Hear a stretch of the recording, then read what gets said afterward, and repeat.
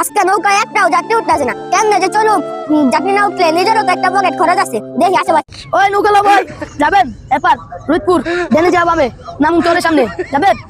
আলহামদুলিল্লাহ একটা খেপ পাইছি। আহেন ভাই যামু যামু মানে একবার যামু, আরেকটা ভাই আইলে লগে না যাম বহেন। ওই নৌকালা ভাই যাবেন ওই পার রুইতপুর চরের সামনে ডাইনিকা বামে যাবেন। ও ভাই যামু যামু যামু উঠেন, আপনি বই নাই কেমনে নিয়ে যামু গা উঠেন। ওই মাঝি ভাই নৌকা ভাড়া কত খুলেন না তো ভাই? ভাই ঠিক তো ভালো তো। চিন্তা করেন না, জিনিসের যেই দাম ভাড়া 120 টাকা। চিন্তা করেন না, আপনার এই সুন্দর মতো পৌঁছায় দিলাম। 120 টাকা না 80 টাকা দিমু তাহলে আমার নিয়ে যান।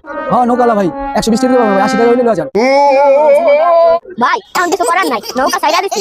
এখন মাঝখানে আর বুঝতে ভাই, আপনারা চাইলে নদীতে না লাফ দিতে পারেন, চাইলে লাফ দিয়ে দেন। আমি না বুঝছি, নামেন নামেন নামেন, নৌকা সামনে যাবো, নামেন নামেন নামেন। আজি ভাই কাজটা ভালো করলেন না 40 টাকা পাড়া রাখলেন।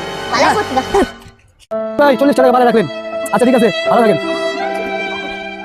240 টাকা কামাইলাম, এখন সন্ধ্যা হয়ে গেছে, এখন বাড়তে যাই, আর নৌকা চালাবো। পদ্মা আছে তুতে, এসেছিস কি বলতে, ও পদ্মার মাঝি রে।